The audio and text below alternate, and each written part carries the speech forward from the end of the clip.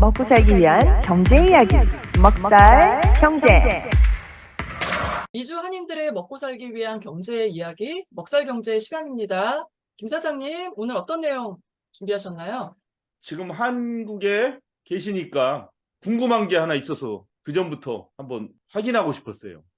네, 예, 미국에는 없는 우리 한국에 있어서의 추억, 이것도 추억이라고 해야 되나? 전세라는 게 있지 않습니까? 맞습니다. 한국에 있을 때는 그 전세라는 것이 자연스럽게 느껴졌는데 미국서 오래 살면서 보니까 여기는 그런 게 없잖아요. 전세라는 게. 맞아요. 렌트비 뭐 이렇게 내지. 한국으로 치면 월세인데 네, 이 전세라는 걸 지금 생각하면 생각할수록 참 신기하다. 뭐 옛날에는 어렸을 때니까 그냥 뭐 부모님이 전세 산다 그러면 전세인가 보다 뭐 그렇게 생각했는데 이제 지금 이렇게 집 문제를 생각하고 이러다 보니까 이 한국의 전세라는 게 참 특이하게 느껴지는 거예요. 또한 전세 문제가 요즘 들어서 자꾸 기사에 나오고 하는데 맞아요. 다시 한번 옛 기억을 더듬으면서 한국에 지금 태바님이 계시니까 이 전세라는 거 아직도 많이 있나요? 한국에? 있어요. 있긴 있어요. 있고요. 또 전세 사시는 분들 주변에 꽤 있어요. 아, 그래요. 그런데 좀 많이 없어지는 추세다, 뭐 이런 얘기가 있습니다. 옛날에는 대부분이 전세였어요. 맞아요, 맞아요. 예, 월세라는 게 거의 없었어요. 월세는 정말 삭월세라고 정말 방 한 칸이나 요런 거 있죠. 맞아요. 자취생이나 요런 조그만 거 그런 거 할 때만 삭월세를 냈죠. 그런데 지금도 그런 형태인가요? 근데 전세가 옛날보다는 많이 없어지는 추세고 오히려 이제 월세가 많아진다 이런 얘기가 있습니다. 아, 미국처럼 월세를 내고서 이렇게 사는 거. 네, 예. 그 전세를 하게 되면 옛날에는 그 전세라는 것이 이 목돈을 마련하기 위한 거였잖아요. 왜냐하면은 목돈을 만지기가 쉽지가 않으니까 옛날에는. 그렇죠, 그렇죠. 예, 그다음에 대출 같은 거 받기가 쉽지 않고 금융기관이 이렇게 발달하지 않았으니까 옛날에. 그래서 그런 목돈을 만들기 위한 방법이 번호계, 낙찰계, 전세 이런 식으로 있다고 난 생각이 들어요. 예, 제가 그래서 맞아요. 부모님이 너 요번에 낙찰계 갔다 오라 그러면 제가 낙찰계도 갔었어요. 그래서 부모님이 낙찰계가 써준 낙찰이 뭐냐면 그게 이 뭐예요? 돈을 똑같이 모아. 네. 그러니까 요번에 누가 탈 것인가를 정하는데 아, 제일 개. 낮은 금액을 적은 사람한테 그 돈을 주는 거예요, 요번에. 그러니까 낮게 적으면은 요번에 탈 확률이 많지만 그 대신 난 손해죠. 돈을 조금만 받으니까 내는 건 똑같은데. 그때 제가 부모님의 그 심부름으로 낙찰계를 여러 번 왔다 갔다 하면서 이 세상이 돌아가는 이치를 깨달았죠. 이미 금융권 쪽에 종사하셨네, 어릴 때 이미. 와. 번호계는 이제 1번 타는 사람은 먼저 타는 대신에 조금만 가져가라. 2번은 두 번째 타는 대신에 조금 덜 가져간다. 이런 것도 있었고. 그러나 이 개라는 게 항상 불안을 잉태하고 있지 않습니까? 그러니까요. 이게 앞에 타는 게 손해를 네. 나도 또 좋기도 한 거예요. 안전하잖아요. 뒤에 가다가 개주가 다 도망가 버리면 뒤에 사람은 못 타버리거든. 그래서 아우, 그러니까요. 이 과연 번호를 먼저 타는 게 좋은가, 중간 타는 게 좋은가, 마지막 타는 게 좋은가 이것도 그 상황에 따라서 달라야 되고 낙찰계도 마찬가지죠. 예. 먹튀가 있을 수 있다는 것도 또 아, 늘 염두에 그러니까요. 둬야 아유, 되니까. 많잖아요. 그거 튀었다고. 그러니까. 개똥 갖고 튀었다. 이거 너무 예. 많잖아요. 그래서 이렇게 뭐 개가 문제가 아니라 이제 그래서 이제 전세 같은 경우도 그런 목돈을 마련하는 한 방법인데 요즘도 네. 그럼 전세를 마련해서 그분들이 어떤 사업 자금에 쓰시나 뭐 어떻게 하시나요? 여러 가지가 있겠죠. 뭐 사업 자금도 하고 뭐 아이들 뭐 학비도 내고 여러 가지가 있겠지만 가장 큰 문제 중에 하나가 그 집주인은 전세를 받으면 이자를 줄 필요가 없는 돈이긴 하네요. 그렇죠, 그렇죠. 지금 미국에서 우리가 그만한 돈을 예를 들어 20만 불을 대출했다 그럼 한 달에 600불, 700불씩 막 쫙 내야 되잖아요. 막 15년간, 네. 20년간. 네, 이게 네. 전세를 하게 되면 그게 없네요. 그러니까. 그렇죠. 아, 그런데 지금 이게 그렇구나. 문제가 또 있어요. 어떤 문제가 그 있나요? 한국에 요즘에 그 전세 사기 많이 들어보셨죠? 네, 난 그게 어떻게 네. 일어난지가 약간 이해가 안 가는데. 이게 없어지질 않아요. 왜냐면은 그 또 전세 사기에 빠지지 않고 등장하는 단어 중에 깡통 전세 이런 말 들어보셨나요? 예. 예, 이 뜻이 뭐냐면은요, 전세가가 매매가의 80% 이상에 육박해서 보증금을 돌려받기 어려운 집을 뜻한대요. 그러니까 그래서, 집이 10만 불이다. 그러면 전세금이 8만 불. 네, 거의 비슷하잖아요. 그죠? 예.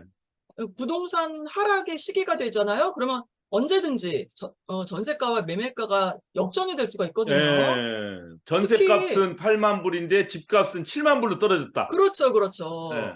근데 문제가 뭐냐면 집중되는 게 어디냐면 빌라예요. 특히 음, 신축 빌라. 왜냐면은 이 빌라들은 시세 파악이 어렵다는 게 특징이에요.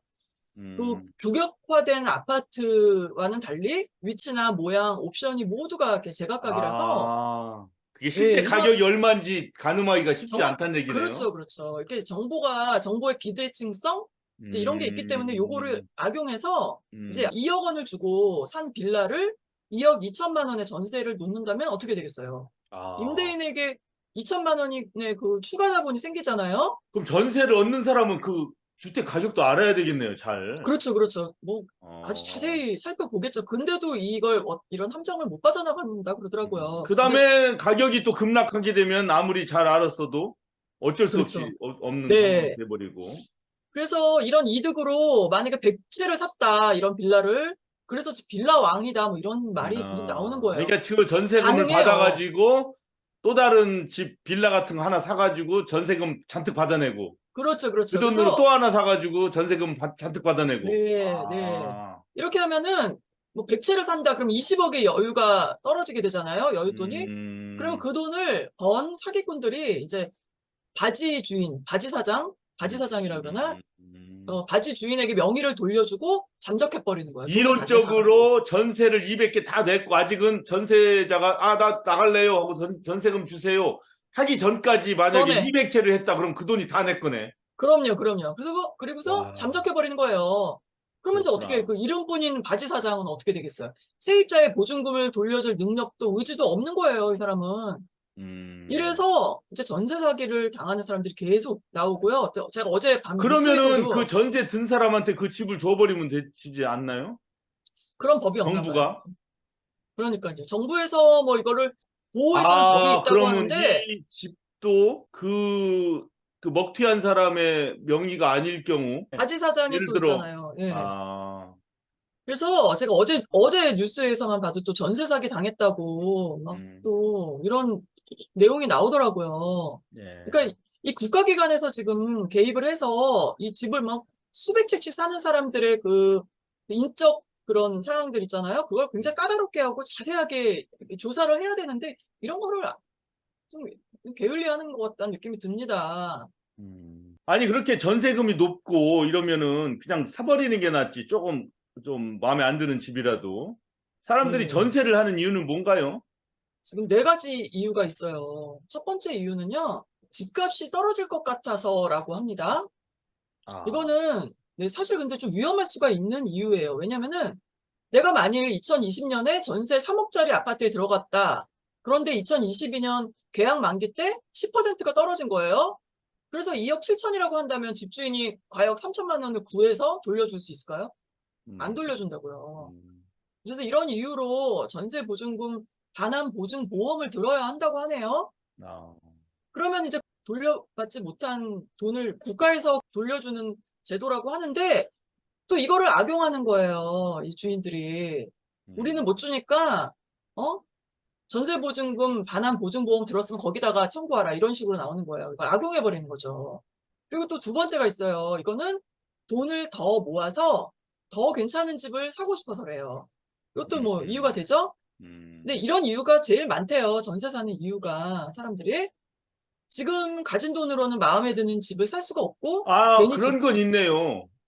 전세 사는 사람도 그 돈을 딱 넣게 되면은 돈이 하나도 안 언젠가, 드는 거 아니에요. 그 돈은 그렇죠. 언젠가 다시 받을 원금은 그대로 돈이잖아요. 있으니까. 아, 네. 이 전세라는 것도 또 양측에서 도움이 되는 것도 있네. 네, 장점이. 잘 쓰면 이게 좋은 제도예요. 이런 제도가 한국에밖에 그렇구나. 없잖아요. 그러네. 그래서, 네, 지금 가진 돈으로 마음에 드는 집을 살 수가 없고, 또 괜히 집 샀다가 세금만 내고, 나중에 팔지도 못하면 또 골치 아프잖아요. 음, 이런 이유로 또 전세에 사시는 분들이 있어요. 또 세 음. 번째 이유가 뭐냐면, 전셋집에 살면 같은 돈으로 더 좋은 여건에서 살 수가 있다고 하네요. 아, 그렇구나. 예, 왜냐면 또 이게 정부가 세입자를 주택 소유자보다 약자로 인식해서 전세 대출 지원도 많대요. 음, 따라서 전셋집에 살면 같은 돈으로 훨씬 더 좋은 여건에서 살 수가 있다고 합니다. 음. 그러니까 빚을 빼고 순수 내 돈 1억일 때 2억까지 대출을 받을 수 있다면 3억 원 이하의 집만을 살 수가 있잖아요. 그런데 이 돈으로 서울 경기 내에서 살 수 있는 집은 오래된 나홀로 아파트나 뭐 다세대, 좀 오래된 빌라 이런 거 정도밖에 안 된대요. 그리고 2억을 빌리면 이자율 3%에 원금까지 갚아야 하니까 다달이 나가는 대출 원리금도 80만 원 정도가 예, 되기 그렇게 때문에 되면은 전세 장점이 없어져 버리는 거죠. 예. 그렇죠. 이렇게 그러면 미국에 이게 뭐 돈 대출 받는 거랑 똑같아지는 거죠. 네, 이렇기 때문에 집을 못 사고 그렇구나. 그런데 전세 대출을 받잖아요. 그러면 전셋집 구하면 매매가가 4억 원 이상인 집도 들어가서 살 수가 있다는 거예요. 어, 더 혜택이 있는 거예요. 그러니까, 예, 그러니까 동네부터 달라지고 좀 더 나은 아파트에서 살 수가 있게 되는 거죠. 예, 그래서 이런 이유로 전세에 사는 사람들이 있다고 합니다. 예. 그리고 지금 또 한 가지가 더 있어요. 또 이 이유는 뭐냐면 세금 문제 때문이라고 하네요. 강남 전세가 뭐 요즘 시세가 40억 원이다. 뭐 이게 지금 한 2, 3년 전인데 최소 이 현금으로 35억이 있는 사람들만 입성할 수 있는 이른바 넘사벽 가격이에요. 여기 40억이면. 전세금이 35억, 40억이란 얘기예요? 그러니까 40억이기 때문에 강남 전세가 평균이 40억이라고 했어요. 그때 당시에. 그러니까 더 싼 어, 것도 있고 좀 더 비싼 것도 있겠죠. 아유, 그러면 그 가격 자체는 뭐 50억, 60억 그렇게 하나 보네요. 그러니까. 그러니까 이제 어, 들어보세요. 이런 전세를 살려면 현금으로 최소 35억이 있는 사람만 입성할 수 있는 그 이른바 그 넘사벽 가격이잖아요. 야, 그런데 이것도 없어서 못 구할 지경이었었대요. 음, 그러면은 자산 증식에 도움도 안 되는 초고가 전세에 부자들이 몰리는 이유가 뭘까요? 그 이유가 글쎄, 제 있어요. 생각에는 재산세를 안 내니까 좋은 거 아닐까요? 재산세 맞아요. 안 그거예요. 네. 그렇죠. 바로 그건데 초고가 아파트의 경우에 매매 시에 발생하는 세금이 상당하대요. 아, 매매할 때 세금도 내야 되고, 재산세도 네네네. 내야 될 거예요, 아마. 네. 그러니까, 아, 그런데다가 다주택자일 경우 집이 하나만 있는 게 아니잖아요. 여러 개 있는 사람들은 또 세금이 훨씬 많아지거든요. 음, 그 이게 굳이 다주택자 집을 사서 그렇게 할 필요 없이 그냥 그렇죠. 뭐 그래서 돈도 충분히 있겠다. 네. 전세를 초고가 편리하게 음. 세금도 덜 내고 편의 때문에 그렇게 하겠네요. 그렇죠. 강남 같은. 이럴 때는 이제 데. 그 전세가 좀 유용한 거예요, 이런 사람들한테는. 그렇죠. 그러니까 돈이 없어서 하는 게 아니니까 이거는 또. 네, 초고가 아파트 거래를 할 때 취득세로만 수억 원이래요. 아, 이런 돈을 납세를 해야 되기 때문에 전세를 뭐 들어간다고 합니다. 또 자금 출처를 일일이 증명해야 하는 매매하고는 달리 전세는 자금 추적에서 비교적 자유로운 점도 주된 음, 이유라고 합니다. 그렇구나. 아, 이게 전세라는 게 사실은 잘 이용하면 정말 좋잖아요. 서로가 좋은 건데 이거를 악용하고 또 사기를 치고 예. 이런 문제가 있기 때문에 지금 이, 이 문제로 자살하는 사람들도 꽤 있거든요. 뭐 음. 올해만 5명이라고 들었어요. 아, 어렸을 적 아련한 추억, 전세. 지금은 어떻게 변했나? 한번 태바님이 한국 방문한 기회를 통해서 한번 알아봤고요. 네. 뭐 전세라는 게 지금 그 부작용은 있지만 요거 괜찮은 면도 많다는 거를 지금 새삼 다시 느끼네요. 옛날에는 전혀 몰랐던 일들. 그래서 뭐 혹시 미국에서도 한번 전세를 해보면 이게 또 인기를 얻지 않을까 잘은 모르겠네요. 음, 음. 뭐 잘만 하고 이게 법이 좀 이렇게 잘 되어 있고 보호가 잘 되어 있으면 이건 좋은 것 같아요, 저는. 예. 자, 한국에서 우리 태바님이 싱싱한 전세 얘기 한번 전해주셨고, 미국에서 저 개인적인 얘기긴 한데, 저도 이제 집을 다 완공을 했습니다. 아, 그래요? 예, 아이고, 그래서 그 축하드려요. 네. 예, 집 완공한 모습을 이렇게 보여드립니다. 뭐 어머, 제작사에서 와서 이제 환영의 예, 플래카드 하나 하고 우와, 커피포트하고 선물 2개 가져왔어요. 왜냐면 원래 어머나, 선물 하나 주는 건데 나는 선물 2개 달라고 그랬어요. 내가 뭐 물건 욕심이 있는 사람은 아닌데 네. 너무 조금 주거니 받거니 하는 서비스가 별로 좋지를 않아가지고 아, 막 그렇게 그랬구나. 얘기했습니다. 예, 오른쪽에 계신 분은 요번 제가 프로젝트 매니저를 제가 부탁드렸던 에드 할아버지, 에드 형님 해서 집은 네. 이렇게 완공이 됐어요. 문제는 여러 가지 많죠. 예. 네. 수도 들어가고 정화조 다 설치했고 뭐 발전기 연결하니 전기 다 되고 합니다. 그렇지만 이 발전기가 아무래도 가솔린을 다 넣으면은 9시간 정도밖에 쓸 수 없고, 그다음에 에어컨, 냉장고, 오븐, 워터 히터 한 번에 다 쓸 수가 없어요. 뭐는 꺼놔야 돼요. 몇 가지는. 잘못하면 이게 과부하가 걸리면은 뭐가 터져버립니다. 그래서 그런 불편함이 있어요. 그래서 제가 이제 과연 이 집에 안정적인 전기 공급을 어떻게 할 것인가 고민하다가 선택하려고 했던 것이 태양열 아니었습니까? 그래서 네. 페이스북이나 이런 데도 제가 많이 올렸잖아요. 이 고민한 거를. 어떻게 태양열을 설치해야 되나, 무엇을 설치해야 되나, 어떤 회사를 접촉해야 되나, 어떤 제품이 좋은가 해서 이제 그 추정가를 한번 의뢰를 해봤어요. 이 회사, 저 회사에. 오, 이 샵솔라 키트라는 거 보세요. 25,000불이에요. 아, 근데 이거는 햇빛 패널하고 배터리만 합친 거예요. 딱. 그런데 이 패널을 우리 요만한 작은 집이긴 하지만 이 집이 필요하는 전력 정도를 하려면 패널이 큰 판이 한 뭐 20몇 개가 들어가야 돼요. 오, 그러면 그걸 설치하는 것도 엄청나게 힘들죠. 설치하는 것도. 장난 아니죠. 그렇겠네요. 네. 예. 큰 집에 지붕 양쪽 정도 되는 거를 뭔가 설치해야 돼요. 지붕에 설치하든지 땅에서 하든지. 그런데 땅에 설치한다고 할 때 그거를 뭐 바람에 날리고 하는데 그냥 뭐 나무로 뚝딱뚝딱 할 수 없지 않습니까? 그러면 그 그렇죠. 설치하는 비용도 굉장히 많이 들죠. 그래서 네. 두 번째로 제가 이 에스티메이션을 받은 곳은 이렇게 나옵니다. 이거는 인스톨레이션까지 합친 거예요. 어머, 오, 52,000불 들어요. 52,000불. 와, 52,000불. 집값보다 더 비싸. 비싸다, 비싸. 아유, 야, 뭐 하나 더 알아봤죠. 하나 더. 여기도 32,000불인데 오, 예, 다 배터리하고 뭐 워런티 다 합칩니다. 근데 또 차이 이것도 나네. 인스톨레이션 비는 안 들어간 거예요. 오, 그거 하면 또 더 들어가겠네요. 그거 인스톨레이션 사람 써서 하면은 또 한참 더 들어가죠. 그러면 결국에는 이 집에 안정적인 전력을 공급하기 위해서 이 햇빛 에너지를 쓴다면은 그냥 한 5만 불, 6만 불 든다고 생각해요. 그러네요. 아우, 그리고 비싸다. 5만 불, 6만 불 들어서도 이 전기를 마음껏 쓸 수가 없어요. 아까 말씀드렸다시피 과부하 걸리지 않게 하려면 상당히 신경을 많이 써야 돼요.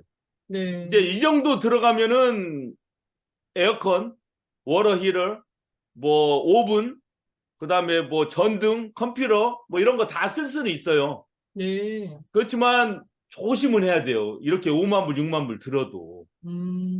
그럼 이거를 내가 하면서 생각한 것이 이 인간의 기술이라는 것이 얼마나 한계가 많은가. 요거를 절감을 한 거예요.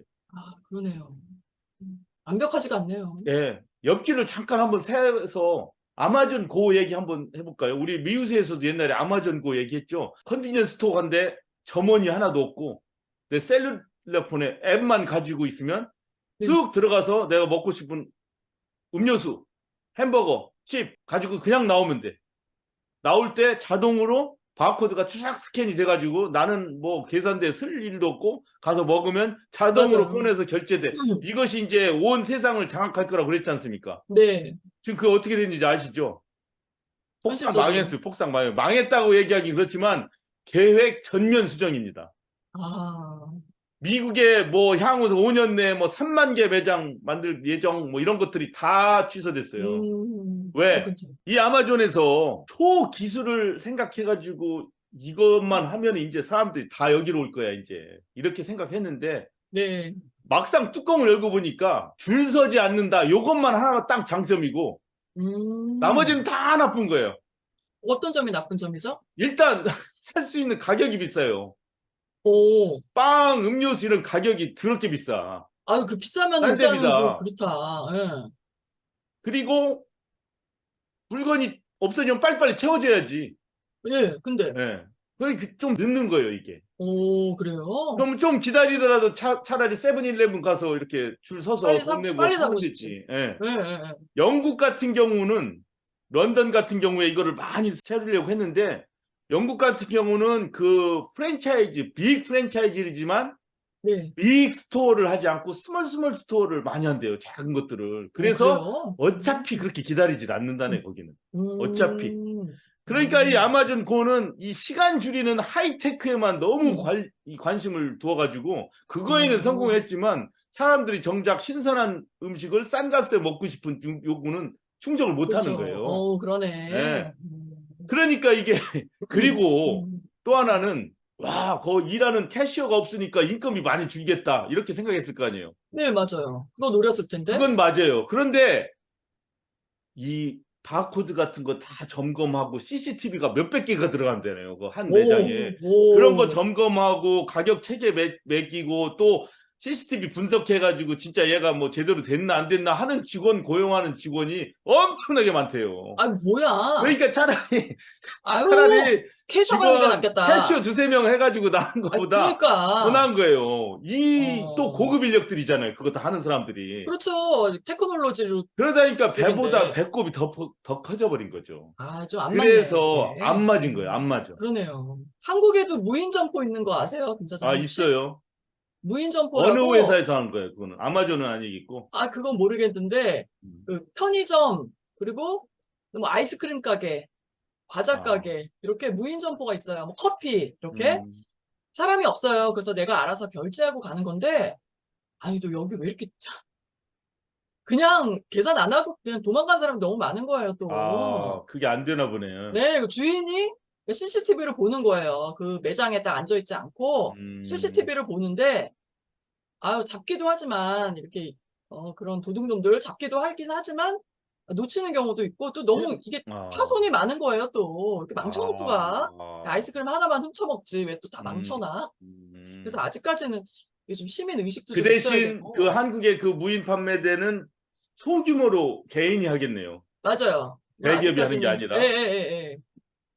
근데 아직까지는 이런 게 취약점들이 좀 있는 것 같아요. 이제 또 앞으로는 하여튼, 나아지겠죠. 예, 보완점이. 적응을 하기 위해서 또 다른 방안들이 연구가 되겠죠. 아무래도. 맞아요. 그래서 그렇지만 지금 말씀드리고자 하는 거는 어떤 기술에만 치중해가지고 뭔가 하다가 엉뚱한 결과가 나온다는 거를 여기서도 다시 절감하는 거예요. 네. 그 하늘 같은 제 베조스 아마존이 네. 이렇게까지 아마존에서. 헛다리 짚을 줄을 우리가 어떻게 알겠습니까? 그렇죠. 네, 그렇죠. 그렇듯이 지금 태양열, 햇빛 에너지도 난 똑같다고 봐요. 음. 특히 요번 제가 집을 짓고 전력을 공급할 때 햇빛 에너지를 쓸 때 배터리 문제를 생각할 때 여기에서 와, 이건 아니다라는 것이 이 아마존 고가 느꼈던 그 헛다리랑 똑같이 느껴지는 거예요. 그러네요. 진짜. 이 햇빛 에너지를 한다고 막 사람들이 생각하잖아요. 아, 햇빛 네. 받아서 충전시켜가지고 그걸로 쓴다. 그런데 내가 막상 해보니까 이 조그만 집입니다. 920 스퀘어핏 조그만 집 하나를 하는데 이 배터리와 이게 5만 불, 6만 불이 든다면은 아우, 세상에. 집 하나가 이런데 그러니까. 만약에 몇억 가구, 몇십억 가구를 대상으로 이 발전기를 만들고 충전기 배터리를 만들 때는 얼마나 많은 돈이 들어갈까 하며 지금 제가 본 그 배터리 무게가 어떻게 되는 줄 아세요?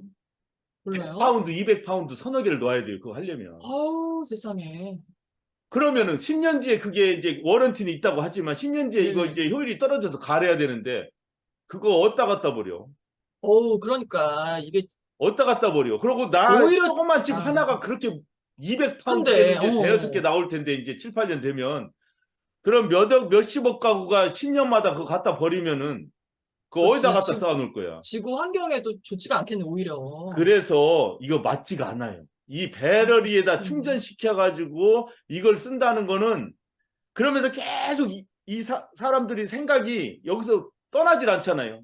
다른 방향을 생각하지 않고 계속 배터리 더 효율 높은 배터리. 맞아요. 테슬라에서 며칠 전에 10분 만에 충전할 수 있는 배터리를 개발하겠다. 2050년까지 배터리에 꽂혀 있어 그냥 머리가. 근데 난 이건 아니라고 보는 거예요. 계속. 그러네요. 딴 현실적이지가 방식으로 않다. 생각의 전환을 하지 않으면은 네. 안 되지 않나 이런 생각을 합니다. 그래서 배터리에 대해서 엄청나게 실망을 했고 따라서 전기 자동차 배터리에 대해서도 의심이 막 가기 맞아요. 같은 경우는 네. 네, 그래서 어떤 생각을 하게 됐냐면 햇빛 에너지 자체는 좋아요. 햇빛 에너지 자체는 왜냐하면 공짜로 열을 쓰는 거고 그 열 자체는 아주 좋은 거 아닙니까? 그렇죠. 그런데 제 생각에는 어떤 생각이 드냐면 배터리를 쓰지 않고 실시간으로 쓰면 좋다는 생각이 드는 거예요. 배럴을 안 쓰고. 예, 네. 배럴을 안 쓰는 방법이 어떻게 되냐? 이 지구죠. 네. 지구인데 한쪽은 밤이고 한쪽은 낮일 거 아니에요. 네. 이게 제 생각에는 이거를 선으로 연결해서 낮은 곳에서 전력이 막 생성이 되지 않습니까? 네, 네. 이거를 이 전선을 통해서 밤인 곳으로 보내고 오, 다시 이쪽이 낮이 되면 이쪽으로 보내고 어머. 이런 전선을 연결하는 거 어떤가 이런 생각이 드는 거예요. 한번 김 사장님 특허 한번 내보세요. 이건 굉장히 힘들죠. 굉장히 힘든 겁니다. 이런 전선을 과연 연결할 수 있는지 모르겠어요. 해저 터널 같은 거. 그런데 광 케이블, 이 커뮤니케이션을 위한 케이블 같은 거는 지금 쓰고 있지 않습니까, 이거? 네, 네. 그래서 나는 배럴을 쓰지 않고 이런 방식을 생각해야 된다라고 생각하는 거예요. 네.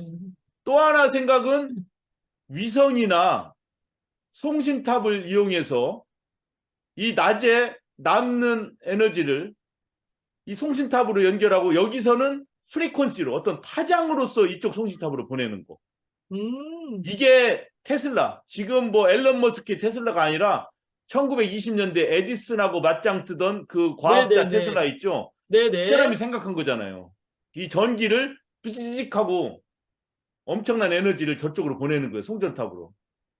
그때는 테슬라는 온 세상에 탑을 세워서 다 찌지직으로 다 옮긴다고 생각했었거든요. 근데 저는 그건 아니고 이 선으로 연결할 수 있는 이쪽 햇빛이 닿는 부분 거를 다 모아서 이 송전탑에서 찌지직으로 밤의 영역에 있는 송전탑으로 보내서 여기서 받아가지고 이제 그리드 전력 연결 체계로 이렇게 보내는 거. 이런 생각을 해야 되지 않나. 이런 생각을 혼자서 해봤습니다. 이런 얘기 한 사람이 있는지 없는지 찾아보지 않아서 모르겠습니다. 예, 그런 생각도 해봤고, 세 번째는 퓨전 에너지. 핵융합, 우리 한번 다뤄봤지 않습니까? 네네.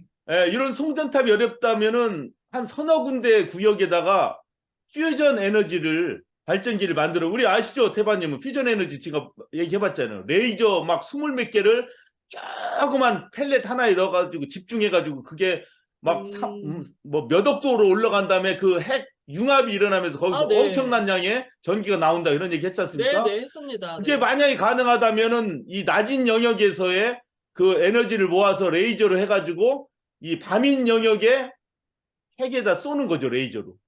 그래서 여기서 핵 융합이 일어나서 밤인 영역에 전기 에너지를 공급하는 거. 뭐 이런 것도 한번 생각해 봤어요, 제가. 만약에 퓨전 에너지까지도 잘 된다면. 뭐니 해도 중요한 것은 이 생각의 전환이라는 건데, 자동차 같은 경우도 지금 어떻게 생각해요? 누구든지 자동차를 타야 된다. 자동차로 이동할 수 있는 권한을 없앨 수는 없다. 이게 대전제잖아요. 맞아요. 자동차 회사는 계속 자동차 생산 대수를 늘리고 판매 대수를 늘려서 매출을 올리고 거기서 직원도 더 많이 고용해야 되고 뭐 그 돈으로 더 기술 개발한다. 이 생각이 꽂혀 있잖아요. 맞아요. 그 전제를 부정하지 않잖아요. 그러다 보니까 배럴을 만들어야 되고 배럴을 만들다 보니까 효율이 떨어지니까 리튬을 또 막 광산에서 파와가지고 그걸 해야 되고 그 엄청난 무게 때문에 자동차 타이어 다 닳고 거기서 공해가 또 맞아요. 생기고 네. 이 문제도 우리 이 삶의 패러다임 바꿔야 된다니까요. 맞습니다. 조금씩 덜 쓰고 매스 트랜스포테이션 자동차를 쓰던 거를 기차나 버스를 더 많이 사용한다든가 이런 거를 병행하지 않으면 기술만 가지고 어떻게 해보려고 하면 아까 아마존 네. 고처럼 네네. 안 된다고요. 안 돼. 안 된다 이겁니다. 도저히. 그리고 배럴이 막 유지로 가서도 안 되고. 그래서 네. 저는 이 참 제가 뭐 아는 것은 없지만 이번 조그만 집에 햇빛 전지를 한번 가설해 보려고 노력을 하다가 이런 생각이 들었습니다. 이거 큰 문제구나.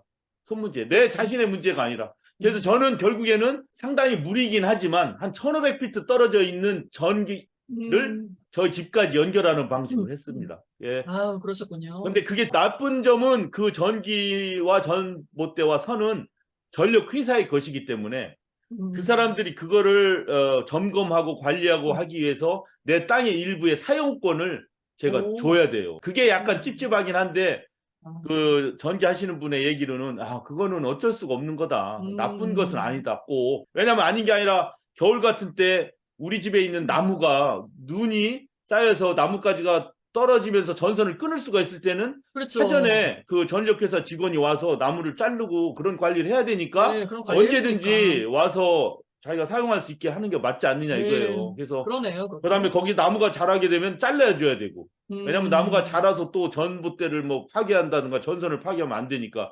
맞, 뭐 그런 면으로 해서 내가 이제 마음을 고쳐먹고 아 땅에 찝찝은 하지만 사용권을 줘야 되겠다. 그 전에 알아봤을 때는 그 전봇대 세울 때 돈이 많이 든다고 그랬어요. 2, 3만 불. 그래서 제가 사용권도 주고 돈도 2, 3만 불 들 바에야 태양열, 햇빛 전지로 태양열을 해야 되겠다 했는데 다시 알아보니까 돈은 많이 안 들 것이다. 거의.